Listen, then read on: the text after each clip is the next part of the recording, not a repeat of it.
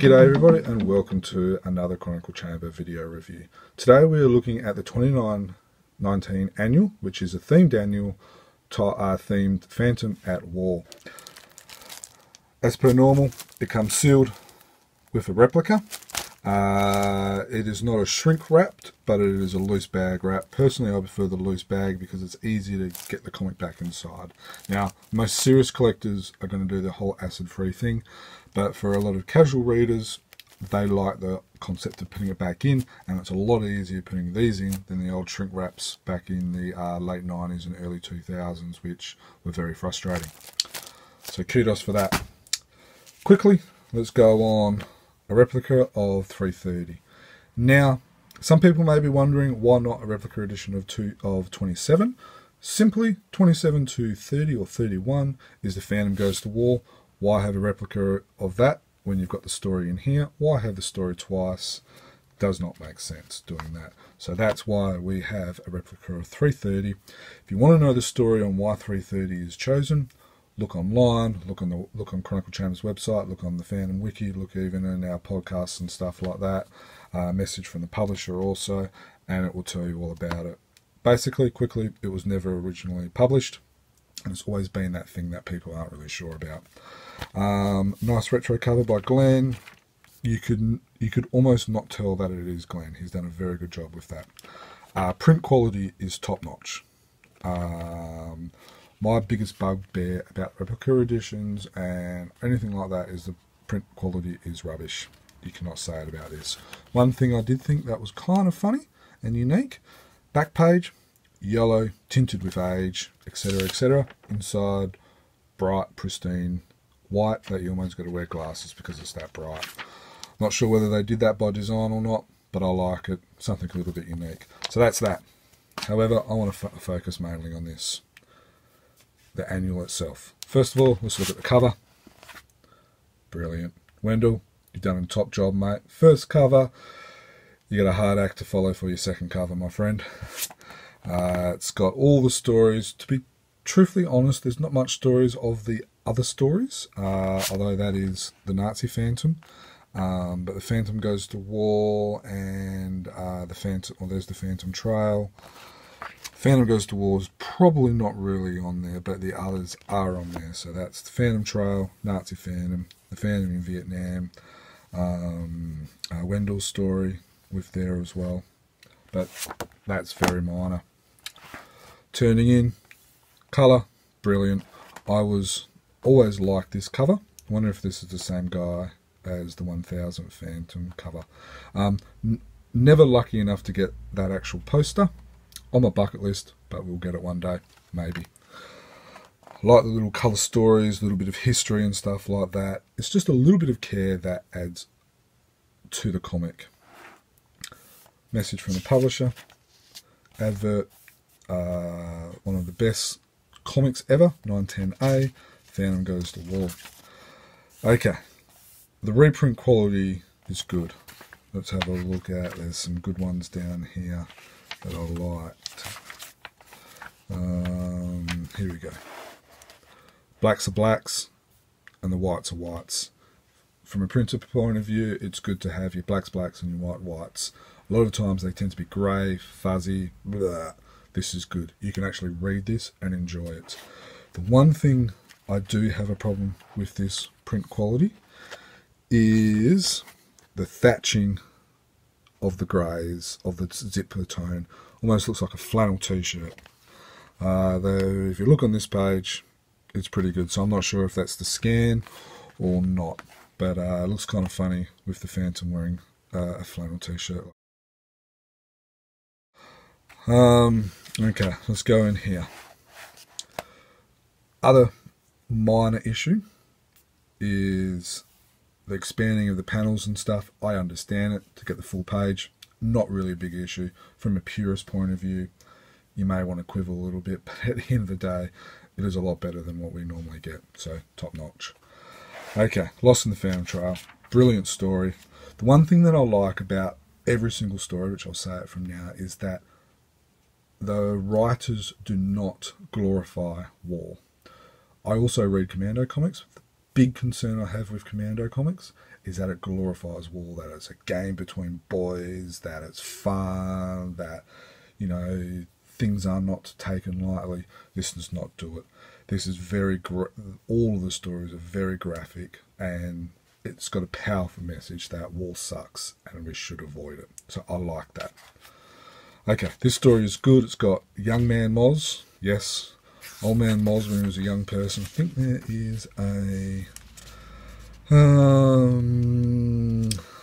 is a panel about this. Oh, I'm going to take forever to try and find it. But basically, oh, there we go. Wait a minute, Uncle Water. Moz, is it really Moz the storyteller? Moz was also young once. You know, something a little bit cool, a little bit unique. It's good fun. 19th Phantom, great story, great art. I like about the whole using the diamonds for war efforts and where the Phantom wanted to use it to rebuild a jungle hospital. That's kind of what I'm talking about. So that's that story. This story. It Tolls for Thee by Paul Mason. Two quick things about these pages. Paul Mason has posted some Facebook posts with behind the scenes stories about where this title came from and stuff like that. Worth checking out because it just gives you a bit better understanding and appreciation of the work that is in this story. This here, kind of like an intro. Now sometimes comics, especially Phantom comics, when you're dealing with history stuff, is you waste 2-3 pages setting the scene. This does it in this one page. It's unique. It's got the coffee stains. It's got the dribbles. It's got, you know, all that, the sticky tape. It's got all that type of stuff, the post-it notes. It does 2-3, maybe even 4 pages worth of background information in one page, which means you can get on with the story. Great idea. Probably needs to be done a little bit more. Artwork, amazing. One thing I noticed, Duncan, mate, you're just getting into everything these days. I love the little details, like with the rooster, the little cards and stuff like that. Again, Paul Mason goes in details with the rooster. You know, little phantom. Oop, there we go, little phantom eyes. Very, very cool. My big concern about this whole concept when I first saw it about a month ago, about the advertising and all that, is how is the Phantom going to be depicted in the Vietnam War? The Vietnam War was a horrible war. There's not a good side or a bad side, unlike World War One and World War Two, with, you know, fighting the Japs and the Nazis and stuff like that. That doesn't exist in the Vietnam War. The Phantom could not, in my opinion, in good conscience, pick a side in any side of the Vietnam War. So I was curious on how Paul Mason was going to do it, and he nailed it. Absolutely nailed it. I had a feeling it was going to be that he was there to look for someone, a la Rambo, without the hatred towards the Viet Cong, and he did a good job. I'm happy with how he depicted the Phantom in here. I was probably, in talking to a lot of people, I was probably one of the more cautious ones, and I'm completely sold. So Paul, you've sold this critic. Good on you, and thank you. Like the way he's done it. The artwork is just amazing. It is very similar as Kid Phantom, but it's also it's much more adult, it's much more different, and it blows it out of the park. To be honest, I wonder what it would be like to see this in colour. I don't know whether it's been designed for colour or whether it will be in colour, but the dark greens, the dark purples, it will be interesting to see what happens. Just the detail in the panels. You got the little skull and stuff like that, things like that. There was one with the smoke, with the skull as well. That shows that Paul Mason knows what he's doing and he's at the top of his game. Breaking of the panels, things like that. You know, far, close, going back, distraction behind him. So by the time he's finished all that, without him even hearing, all those people have been knocked out. That shows good understanding. I also like this, which is kind of like a sequel to that story, but from a different point of view. That is very clever storytelling. I like how they've included this. So this is the Nazi Phantom. Again, now the Nazi fandom is what? 1, 2, 4, 6, 7 pages long. But it's clever. And it's enjoyable. It's one of the more enjoyable Charlton stories, in my opinion. And again, it does not glorify war. I'm not sure if this is an issue in a lot of annuals, but my one has a lot of, basically, the ink is not dried when the printer has put the pages together. Not a big deal, but it's a little bit disappointing. Another slight little quibble that I have is that we go from here, which is the end of one story, to the start of another story, and it's slightly disjointing. All the previous stories have kind of like a gap, whether it's a cover or an image or whatever. I just think if they put an image there or an advert even, and then started this page and that page here, it would have just flowed a little bit nicer, in my opinion. That's just my opinion. Now, this is a story by Wendell and Pidde. Pidde Andersson, who will be on the podcast soon, and Wendell Cavalcanti. They do not glorify war in this story. Bullets in the head, blood splatter, very gruesome, a person never going to be able to see his wife again. Yeah, war sucks. I like it. I like the fact how they've depicted it. Artwork, the blacks. Wendell was born to draw Phantom comics in black and white for free. Little, you almost call it ink splatters, which gives the atmosphere. I like that as well. Good work. And I love the V. I love the vultures, how they've come back. Bad guys who should be back more often. So good work, Pidde. Alright. Love that panel.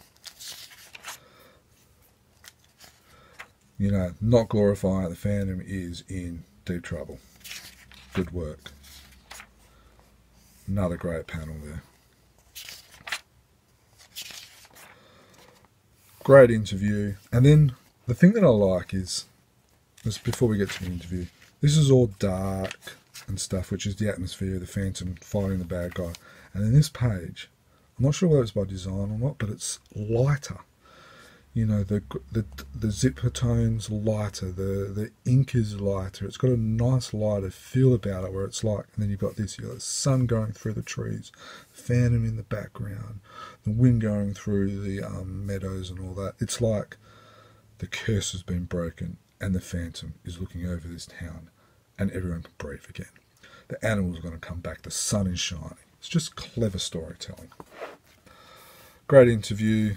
Thank you, Gloco, for your work on that and letting us read this, which has also been on Chronicle Chamber as well. Now, stories finish at 196, sorry. And then we've got 14 pages of fillers. Is it better to have stuff like this, which gives you a bit of an idea of the artist, some concept sketches with Wendell, then you've also got the concept stuff of Dr. Paul Mason as well, and then you've got the publishing chronology. Good question is, would you prefer to see that stuff or would you prefer to see a different story? I'm undecided on that. We could have got another Lee Falk story like the Saboteurs or the Spy Gang, which has got the war theme in it, but I kind of like learning a little bit about the authors and the artists and stuff as well. So I'm going to let that one go, and I think they made a good judgment call on that. So that's that annual. Overall, I'll give it probably a 4.5 stars out of 5, or skull marks out of 5 if you want to go down that. Couple of little things like the cross hatching with the zip tone, the bleeding of the pages being stuck together. Couple of little things like that just take the edge off slightly, but it is a very good annual. It is probably in the last 20 years, the top 3 annuals will probably be in no particular order. This one, the Gill, Phantom, and then probably the stories that are selected by people, by fans, which I think was in 2000, which was celebrating Lee Falk's passing away, which we saw a whole heap of Raymore stories, which were like voted by the public. They're probably my three favourite annuals in the last 20 years, and two of those in the last 3 years. So Frew are finally putting some work in the annual, and this is a good annual. Well worth the $17.50. I'd assume that the signature series of this one will sell out pretty quickly. So thank you, Frew, for doing that. Don't forget, subscribe to Chronicle Chamber for our podcast, for our video reviews, on our social media, so you can get all the latest news, the latest reviews, anything new, anything fandom related. We are on top of it. So if you are a fan, get onto it, subscribe.